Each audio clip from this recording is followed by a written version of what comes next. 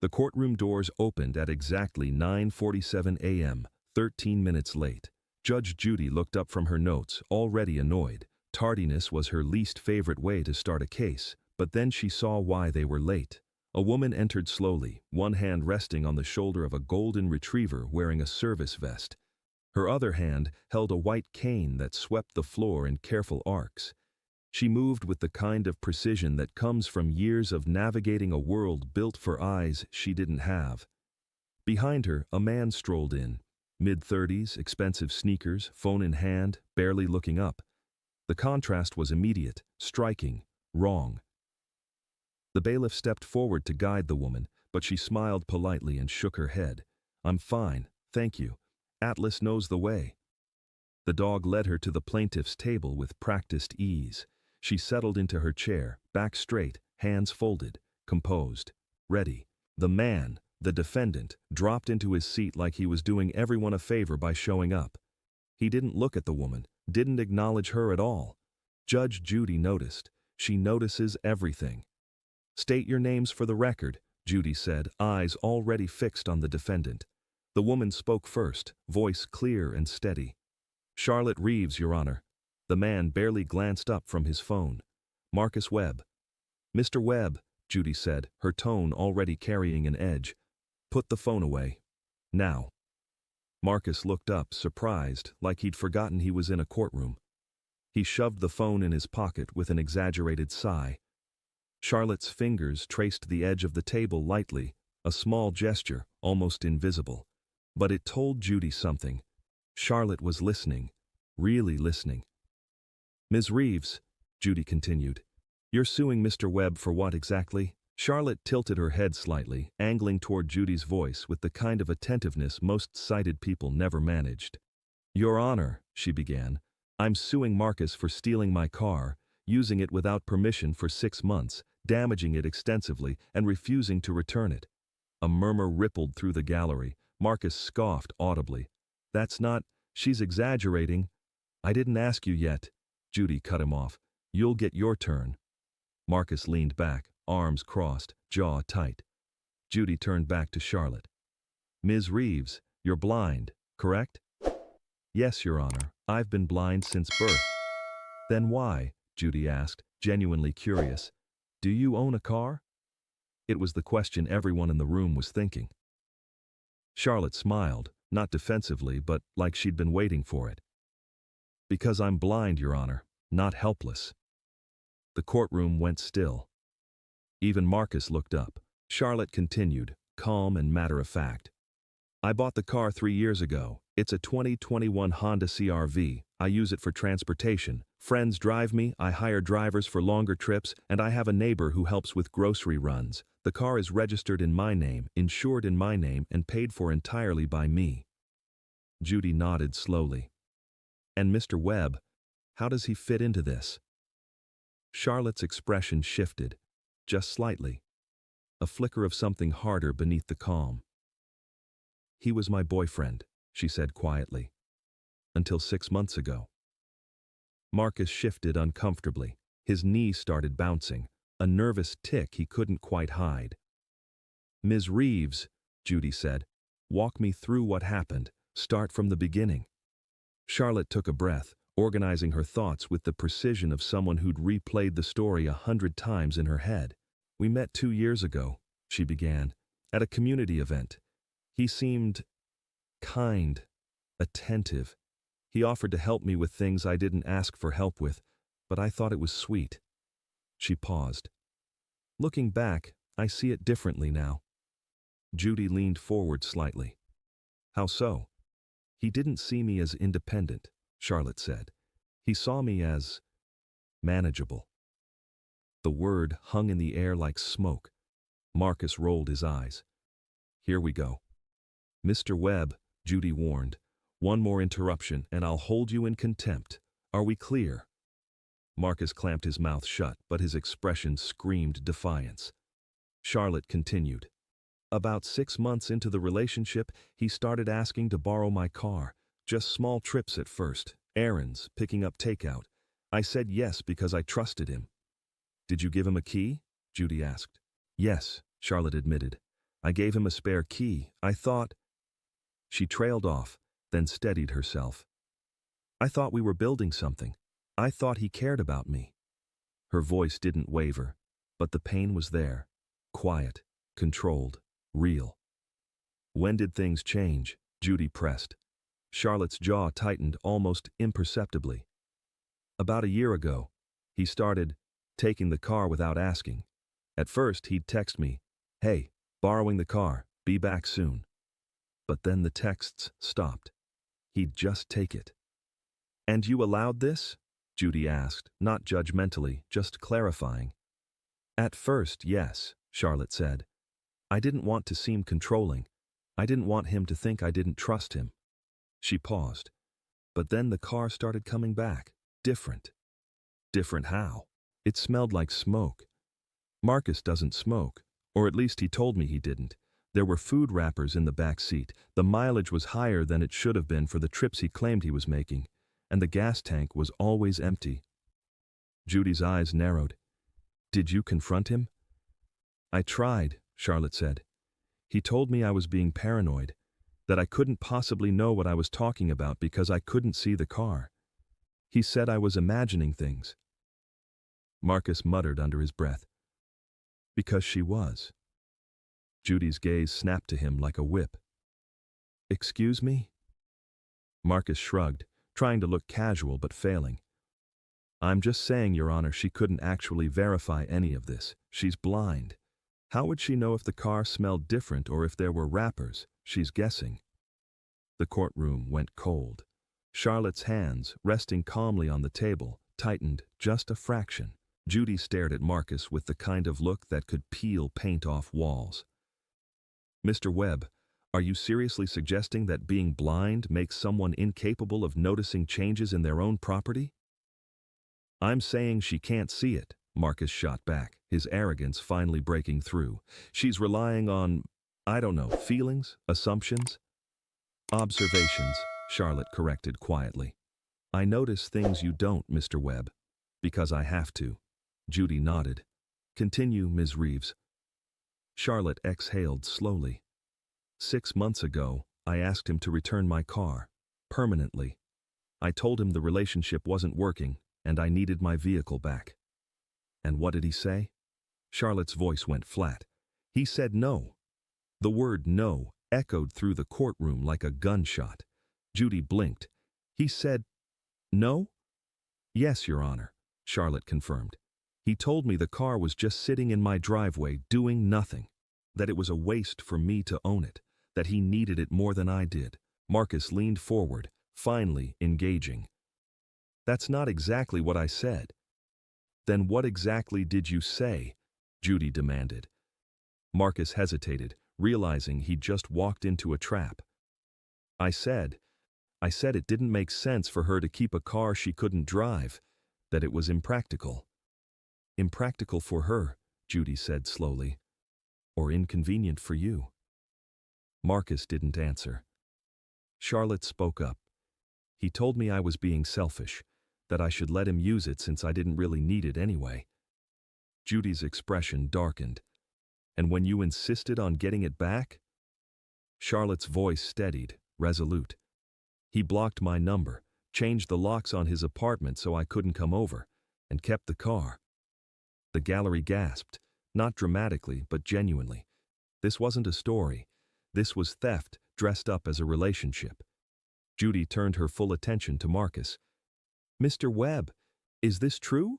Marcus shifted, uncomfortable but still defiant. "I didn't steal it. She gave me the key. I was using it with her permission." "Past tense," Judy noted sharply. "She revoked that permission 6 months ago. What happened after that?" Marcus's jaw worked. "I still needed it." "That," Judy said coldly, "is not an answer." She gestured to the bailiff. "Bring up the evidence Ms. Reeves submitted." The bailiff wheeled over a monitor.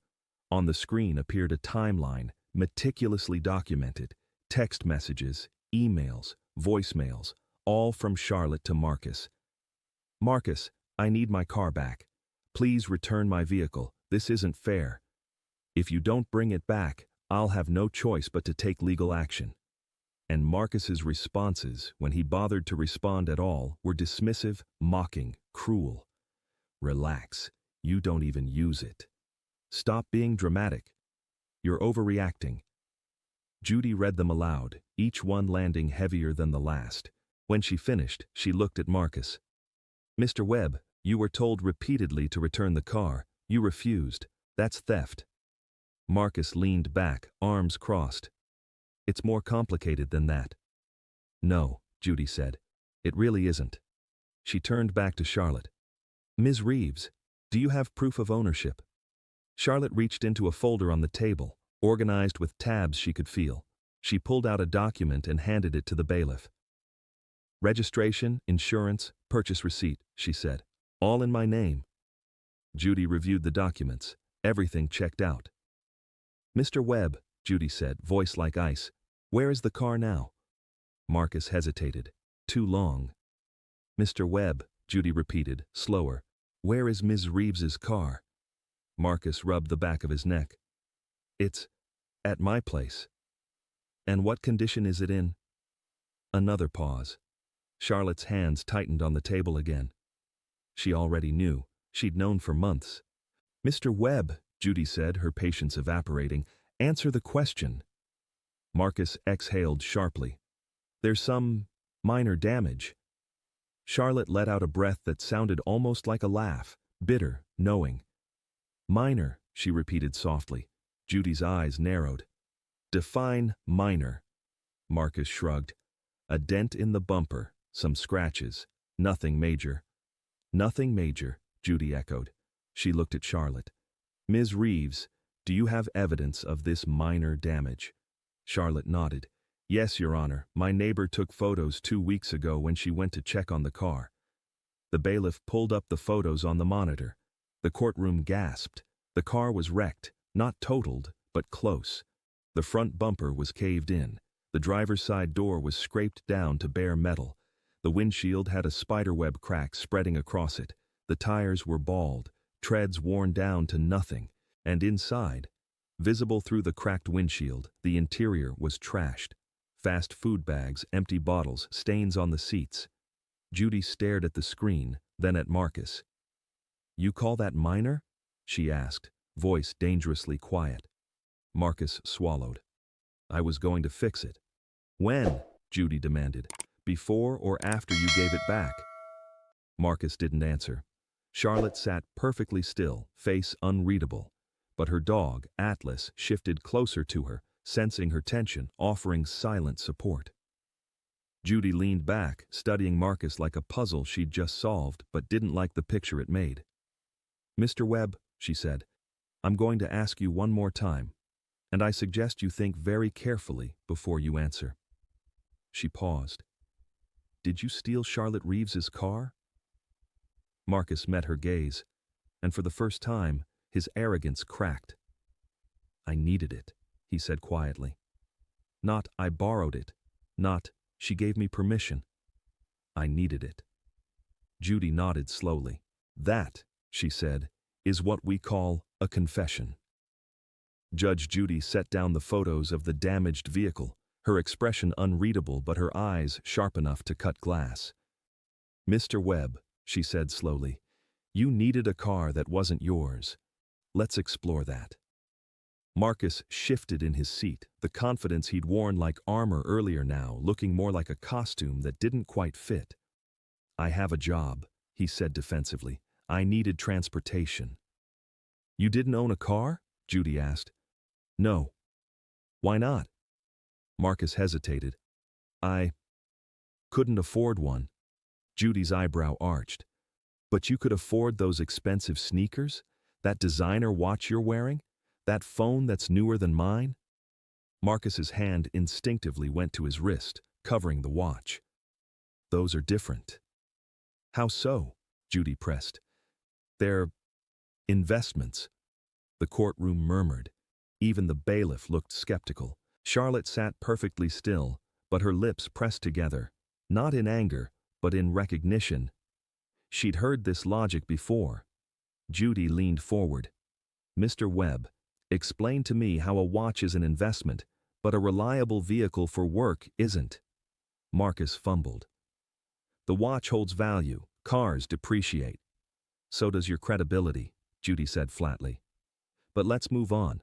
Where do you work? I'm in sales, Marcus said vaguely. What kind of sales? Different things. Freelance mostly. Judy's eyes narrowed. That's not an answer. What do you sell? Marcus rubbed the back of his neck. A tell Judy had seen 1,000 times. People did it when they were stalling, searching for a lie that sounded like truth. I do deliveries sometimes, he said finally. Food delivery, packages, whatever's available. For which company? Multiple companies. Uber, DoorDash, whatever. Judy nodded slowly. So you needed Ms. Reeves's car for work, for these delivery jobs? Yeah, Marcus said, looking relieved that she seemed to understand. Exactly. That's why I couldn't give it back. I'd lose income. Charlotte's jaw tightened almost imperceptibly. Judy caught it. Ms. Reeves, you have something to say? Charlotte turned her head toward Judy's voice, her expression calm but her words precise. Your Honor, Marcus is lying. Marcus jerked upright. What? No, I'm not. He doesn't do deliveries, Charlotte continued, her voice steady. At least, not the kind he's claiming. Judy gestured for her to continue. Charlotte reached into her folder again, every movement deliberate, organized. She pulled out another document and handed it to the bailiff. What am I looking at? Judy asked as the document appeared on the monitor. Marcus's social media activity, Charlotte said. From the last 6 months, while he had my car. The screen filled with screenshots, Instagram posts, Facebook check-ins, tagged locations. Marcus at a beach. Caption, living my best life. Marcus at a nightclub. Caption, weekend vibes. Marcus at a concert. Caption, front row energy. Marcus at a restaurant 3 hours away. Caption, good food, good company. Every post time-stamped. Every location documented. Judy scrolled through them, her expression growing colder with each image.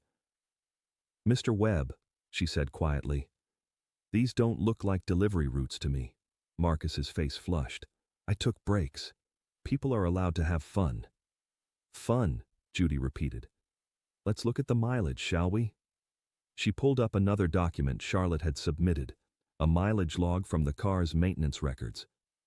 In 6 months, Judy read aloud, this vehicle accumulated over 15,000 miles.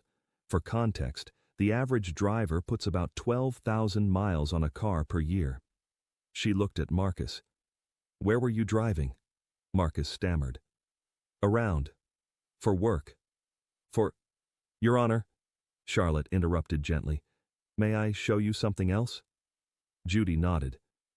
Charlotte pulled out her phone, adapted with accessibility features, voice commands responding to her touch. She navigated to a folder and handed the phone to the bailiff.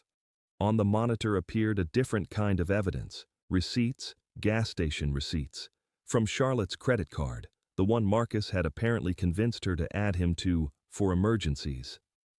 Judy examined them, her expression darkening. Ms. Reeves, she said carefully, did you authorize Mr. Webb to use your credit card for gas? Initially, yes, Charlotte admitted. When he was borrowing the car occasionally, I told him he could fill the tank if it was low. I thought he was being responsible. But? Judy prompted. But then I started getting alerts, Charlotte said. Charges from gas stations hundreds of miles away, in cities I've never been to. At times when Marcus told me he was working locally. She paused. That's when I knew something was very wrong. Judy scrolled through the receipts. Interstate rest stops, tourist towns, late-night fill-ups in places that made no sense for local delivery work. Mr. Webb, Judy said, each word measured and deliberate, you weren't doing deliveries, were you? Marcus's silence was answer enough. You were joyriding, Judy continued, using a blind woman's car, a car she trusted you with, to fund a lifestyle you couldn't afford on your own. Marcus's defiance cracked completely. She wasn't using it. It just sat there. It sat there because it was hers, Judy snapped, her composure finally fracturing into righteous anger. Not because she didn't value it, not because she didn't need it, because she owned it, and she had every right to decide what happened to it. The courtroom went silent. Charlotte's hands, folded on the table, relaxed slightly. Someone finally understood. Judy turned back to the evidence. Ms. Reeves, how did you compile all of this? The social media posts, the receipts, the mileage logs? Charlotte smiled, small, but genuine. I asked for help. My neighbor, my sister, a friend from work. I explained what was happening and they helped me document everything Marcus thought I couldn't see. Because you're blind, Judy said. Because he thought being blind made me powerless, Charlotte corrected. But it doesn't. It just means I pay attention differently. Judy nodded, respect clear in her expression. Mr. Webb, you underestimated Ms. Reeves. Marcus slumped in his chair, the fight draining out of him. But Judy wasn't done. Ms. Reeves, she said, you mentioned there was an accident. The damage to the car. What happened? Charlotte's expression tightened. I don't know the full story. Marcus won't tell me, but I have a witness who does. Judy gestured to the bailiff. Bring in the witness. The courtroom doors opened. Doors. A young woman entered, early 20s, nervous energy radiating from every step. She walked to the witness chair, glanced at Marcus, then quickly looked away. Marcus went pale. State your name, Judy instructed. Jessica Morales, the woman said quietly. And how do you know Mr. Webb? Jessica's eyes flicked to Marcus again, then to the floor. We dated. Briefly. A few months ago. The courtroom buzzed with murmurs. Charlotte's posture stiffened, just slightly, but she didn't speak. Judy raised a hand for silence. Ms. Morales, you're here to testify about an incident involving Ms. Reeves's vehicle? Jessica nodded. Yes, Your Honor. Tell me what happened. Jessica took a shaky breath. It was about 3 months ago. Marcus picked me up for a date. He was driving this really nice SUV, the Honda. He told me it was his. Charlotte's hands clenched. Jessica continued. We went to dinner, then to a bar. Marcus was drinking. A lot. I told him he shouldn't drive, but he insisted he was fine. Judy's expression went ice cold. He drove drunk? Yes, Jessica whispered. I begged him to call a ride, but he got angry, said I was being dramatic. Marcus shifted uncomfortably, avoiding everyone's eyes. What happened next? Judy asked. Jessica's voice trembled. He ran a red light, hit another car, not hard enough to deploy the airbags, but hard enough to do serious damage. The other driver was okay, thank God, but Marcus panicked. Did he stop? Judy demanded. Jessica hesitated, then shook her head. No. He drove away. The courtroom erupted in gasps and whispers. The bailiff called for order. Charlotte sat frozen, her face unreadable but her knuckles white where she gripped the table. Judy waited for silence, then fixed Jessica with a hard stare. He committed a hit and run. Yes, Jessica said, tears forming. I didn't know what to do. I was scared. He kept saying it was fine, that no one saw us, that the other driver probably didn't even get the license plate. But they did, Judy said, already knowing the answer. Jessica nodded miserably. The police showed up at Marcus's apartment a week later, but by then he'd already hidden the car. He told them it had been stolen. Marcus shot to his feet. That's not, she's lying. Sit down, Judy commanded, her voice like a thunderclap. Marcus dropped into his chair. Judy turned back to Jessica. Did you report this to the police? Jessica's tears fell freely now. No, I was too afraid. Marcus said if I told anyone, he'd say I was driving, that it was my fault. She looked at Charlotte, guilt etched across her face. I'm so sorry. I didn't know the car belonged to you. I didn't know he stole it. I thought... You thought you were protecting yourself, Charlotte said quietly, not angry, just tired. Jessica broke down completely. I should have said something. I should have stopped him. Judy let the moment settle, then spoke with unexpected gentleness. Ms. Morales, thank you for coming forward. I know it wasn't easy. Jessica nodded, wiping her face. Judy turned to Marcus, her gentleness evaporating instantly. Mr. Webb, you committed a hit and run while driving a stolen vehicle under the influence of alcohol. Marcus's jaw worked, but no words came out. Your Honor, Charlotte said softly, drawing everyone's attention. May I add something? Go ahead, Judy said. Charlotte reached into her folder one more time. When the police came to Marcus's apartment about the hit and run, he filed a false police report claiming my car had been stolen from him. She handed another document to the bailiff. On the screen appeared an official police report, filed by Marcus Webb, claiming his vehicle, a 2021 Honda CR-V, had been stolen from his residence. Judy read it, her expression darkening with every line. He reported your car as his stolen vehicle? She asked, voice dangerously quiet. Yes, Charlotte confirmed, which meant when I tried to report it stolen myself a week later, the police told me it was already listed as stolen. By Marcus. They thought I was confused. They thought... She stopped, the frustration breaking through for the first time. They thought I didn't know what I was talking about because I'm blind. The courtroom fell into a heavy, uncomfortable silence. Judy closed her eyes briefly, as if gathering herself. When she opened them, the look she gave Marcus could have melted steel. Mr. Webb, she said, voice low and lethal. You didn't just steal a car, you stole it, crashed it, lied to police, filed a false report, and gaslit a blind woman into thinking she was the one who was confused. Marcus said nothing. There was nothing left to say. Judy looked at Charlotte. Ms. Reeves, I want to be very clear about something. You are one of the most credible, organized, and resilient plaintiffs I've ever had in this courtroom. What Mr. Webb did to you was systematic, calculated, and cruel. Charlotte's composure finally cracked, just a little.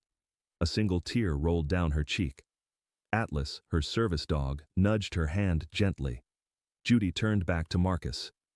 We're not done yet, not even close. She shuffled her papers, then looked at him with cold precision.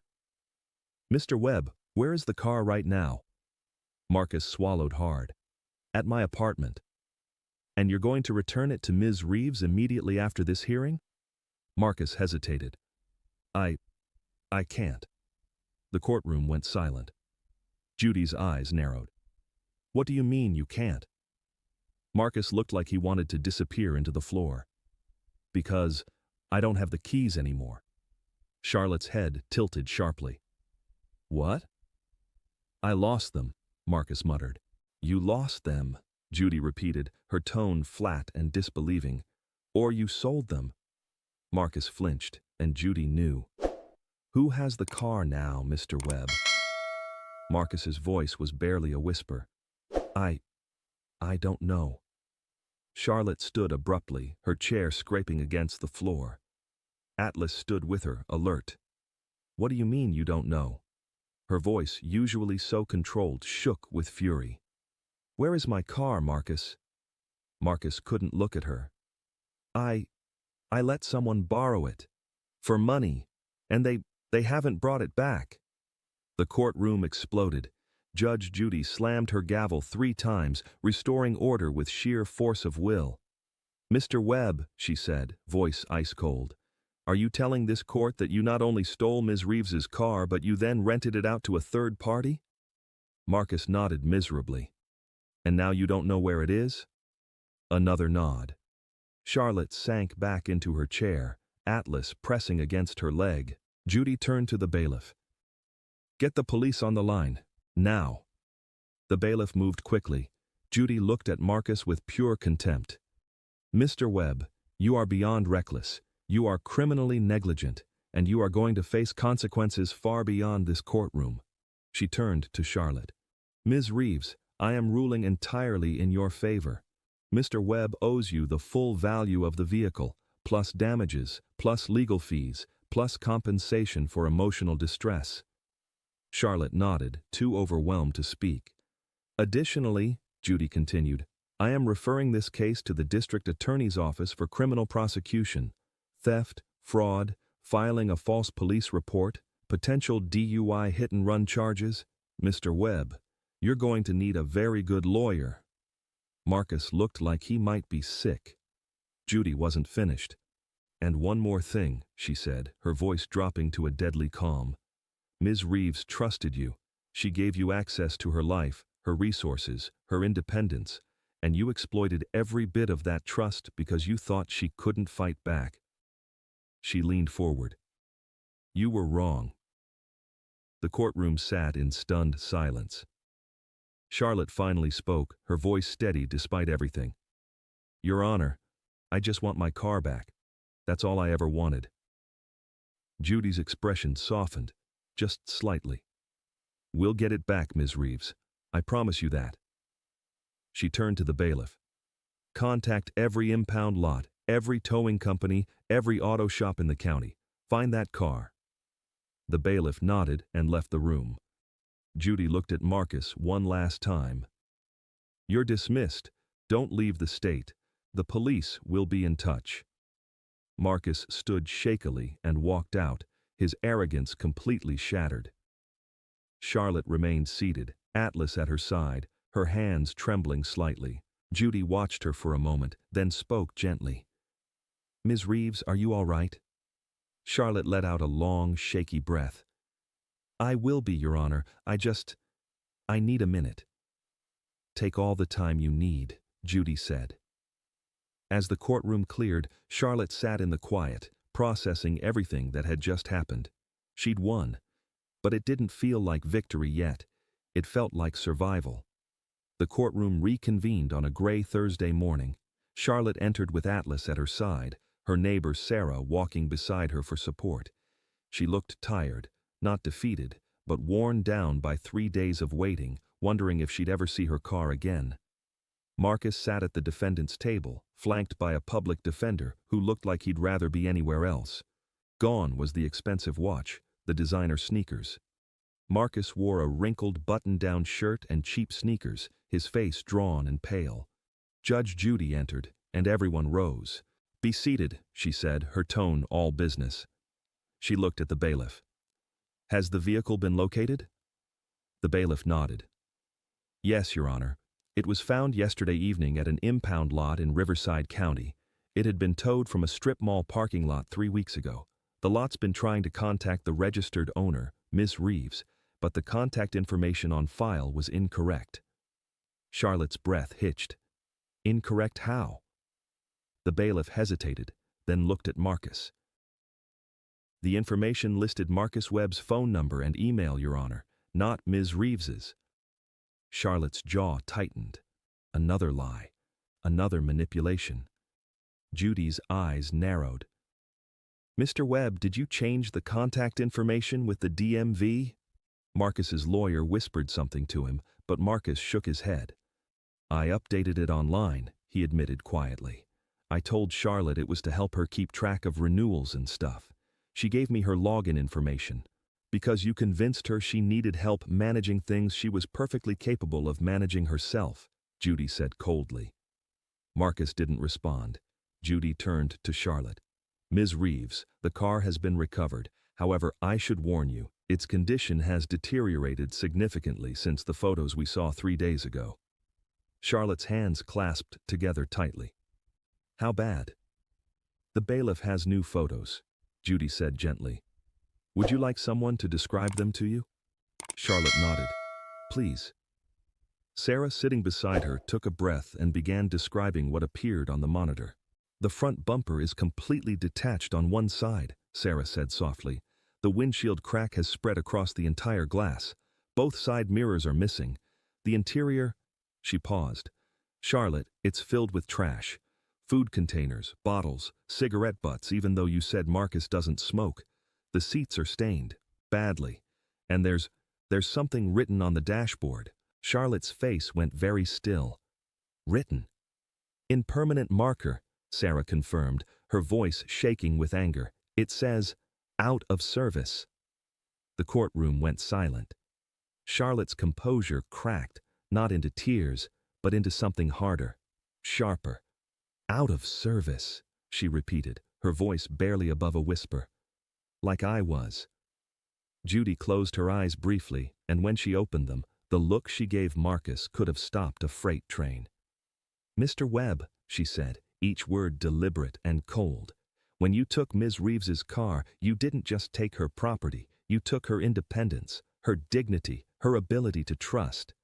Marcus stared at the table. And when you wrote out of service on her dashboard, Judy continued, her voice rising slightly, you revealed exactly how you saw her, not as a person, as a thing, a broken thing you could use and discard. Marcus's lawyer put a hand on his arm, but Marcus pulled away. I didn't mean it like that, he muttered. Then how did you mean it? Judy demanded. Silence. Charlotte spoke, her voice steady despite the tremor in her hands. It doesn't matter what he meant, Your Honor. What matters is what he did. Judy nodded. You're absolutely right, Ms. Reeves. She turned to the bailiff. What's the estimated cost of repairs? The bailiff consulted his notes. According to the mechanic who examined it, between the body damage, the interior damage, the mechanical issues from lack of maintenance, and the vandalism, we're looking at approximately $8,500 in repairs, and that's if the frame isn't compromised. If it is, the car may be totaled. Charlotte let out a shaky breath. The car's value before this, Judy noted, reviewing the documents, was approximately $22,000. Mr. Webb, you've effectively destroyed a $22,000 vehicle. Marcus's lawyer leaned forward. Your Honor, my client doesn't have that kind of money. I don't care, Judy interrupted sharply. Figure it out. She looked at Marcus directly. You will pay Ms. Reeves the full value of the vehicle, $22,000, plus her legal fees, plus $5,000 in emotional distress damages. That's $27,000 total. Marcus's face went white. I don't have... Get a job, Judy said flatly. A real one, and you'll be making payments until every cent is repaid. She wasn't finished. Additionally, the district attorney's office has filed multiple charges against you. Grand theft auto, filing a false police report, and they're investigating the hit-and-run incident. You're looking at potential jail time, Mr. Webb. Marcus slumped in his chair. Charlotte sat perfectly still, processing everything. Judy's expression softened, just slightly, as she addressed Charlotte. Ms. Reeves, I know this isn't the outcome you hoped for. You wanted your car back in working condition. Instead, you're getting reimbursement for a vehicle that should never have been damaged in the first place. I understand, Your Honor, Charlotte said quietly. But, Judy continued, I want you to know something. In all my years on the bench, I have rarely seen someone handle a case with the grace, intelligence, and strength that you've shown. You documented everything. You sought help when you needed it. You refused to be silenced or dismissed. You did everything right. Charlotte's eyes welled up, the first real tears she'd allowed herself to show. Thank you, she whispered. Judy nodded. You're welcome. Just as Judy was about to close the case, the courtroom doors opened. A man in his 50s entered, casually dressed, carrying a folder. He approached the bench with the confidence of someone who knew he had information worth hearing. Your Honor, he said, I apologize for the interruption. My name is Robert Chen. I'm the manager of the impound lot where Ms. Reeves's vehicle was found. Judy's eyebrows rose. Go on. Robert glanced at Marcus, then at Charlotte. When we recovered the vehicle, we found some items in the trunk. Personal items. I think Ms. Reeves should know about them. Charlotte leaned forward. What items? Robert opened the folder and pulled out photographs. There were several pieces of jewelry, necklaces, bracelets, a watch. There were also 3 laptops, 2 tablets, and approximately a dozen smartphones in various conditions. The courtroom erupted in murmurs. Judy raised her hand for silence. Mr. Chen, are you suggesting these items were stolen?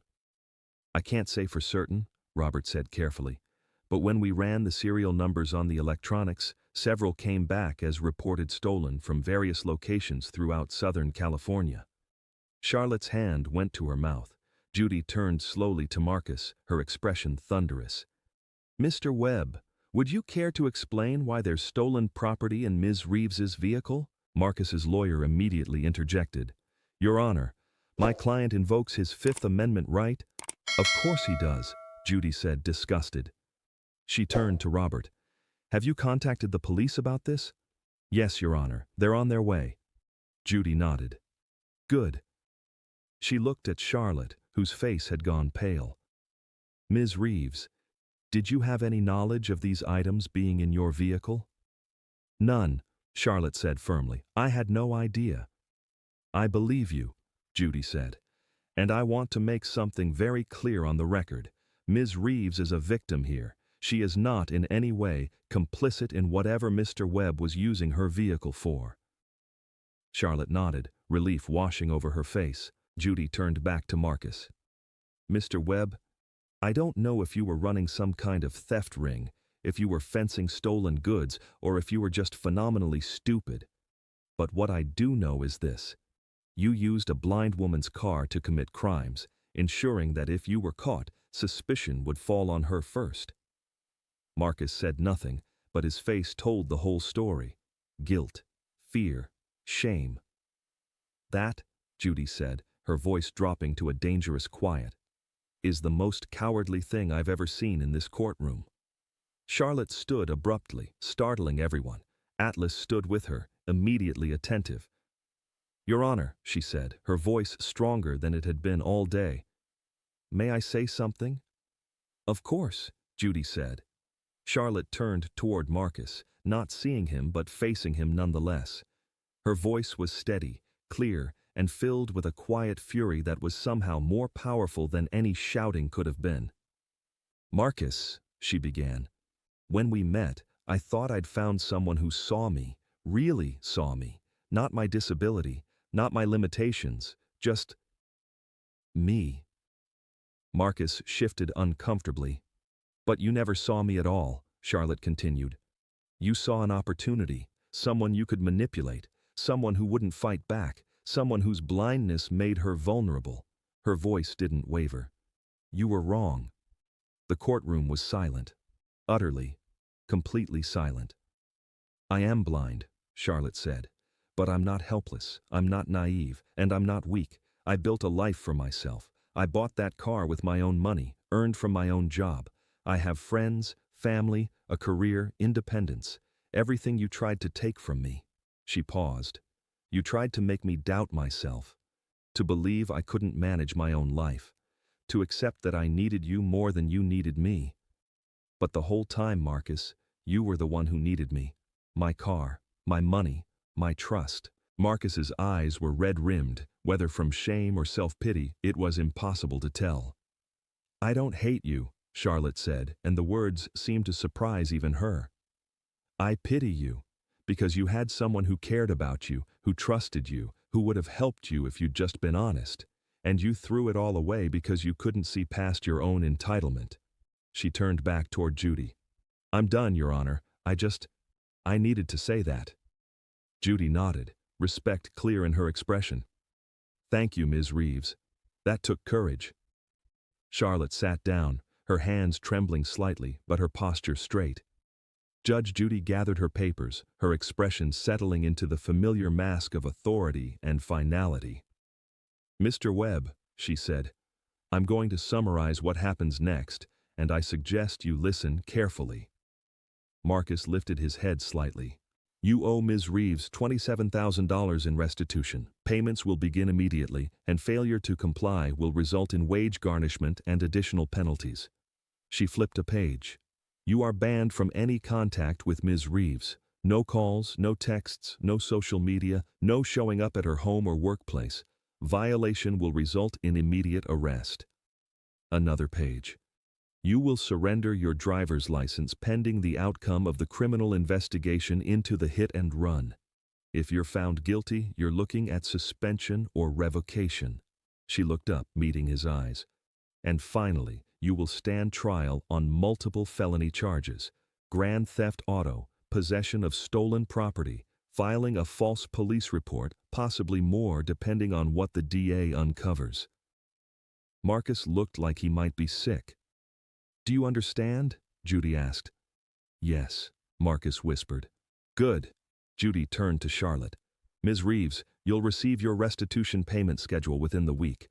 I'm also ordering the impound lot to release your vehicle to you immediately. No storage fees." "Thank you, Your Honor," Charlotte said.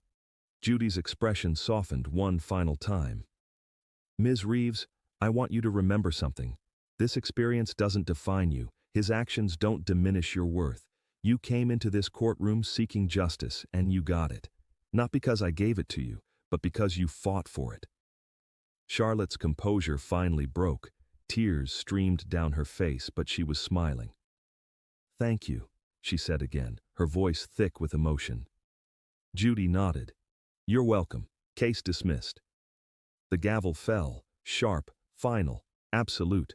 The camera would fade to a different scene, softer lighting, natural sound. Charlotte sat in the driver's seat of a brand new car, not the Honda, but a fresh start. Her sister was in the passenger seat, navigating. "Take the next left," her sister said. Charlotte smiled. "I know, I remember the way." They pulled into a parking lot. Charlotte's workplace, a non-profit where she worked as an advocate for people with disabilities. As she got out of the car, Atlas at her side, a coworker called out, "Charlotte, hey, we saw the video." Charlotte laughed. "What video?" "The courtroom case. Someone recorded it. It's all over social media. You're kind of famous." Charlotte shook her head, amused. "I didn't do it to be famous." "We know," her coworker said warmly. "But you should be proud. You showed a lot of people that being blind doesn't mean being powerless." Charlotte considered that. "I hope so," she said softly. "I really hope so." She walked into the building, Atlas guiding her, her head held high. Marcus Webb was convicted on multiple charges 6 months after the trial. He served 18 months in county jail and was placed on 5 years probation. His driver's license was permanently revoked. The stolen property found in Charlotte's car led to the dismantling of a larger theft operation. Marcus had been a low-level participant, trading stolen goods for quick cash to fund his lifestyle.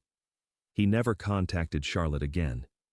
In a rare post-case interview, Judge Judy was asked about Charlotte's case. "What made this case memorable?" the interviewer asked. Judy didn't hesitate. "Charlotte Reeves reminded me why I do this job. She didn't ask for sympathy. She didn't play the victim. She came prepared, organized, and determined to get justice, and she got it." "What about Marcus Webb?" Judy's expression hardened. Marcus Webb is a cautionary tale. He saw someone's perceived vulnerability as an invitation to exploit them, and he learned, the hard way, that vulnerability and weakness are not the same thing. She paused. "Charlotte Reeves is one of the strongest people I've ever met. And Marcus Webb, he's exactly as weak as he believed she was." The screen would fade to black white text appearing. Charlotte Reeves used her restitution money to buy a new car and fund a scholarship for blind students pursuing independence training. She continues to advocate for disability rights and speaks publicly about financial abuse and manipulation. Atlas, her service dog, remains her constant companion and best friend. As for the Honda CR-V, it was deemed totaled. Charlotte donated it to a vocational school where students learned automotive repair by restoring it. The car now belongs to a single mother who couldn't afford reliable transportation. Sometimes justice isn't just about winning, it's about what you do with the victory.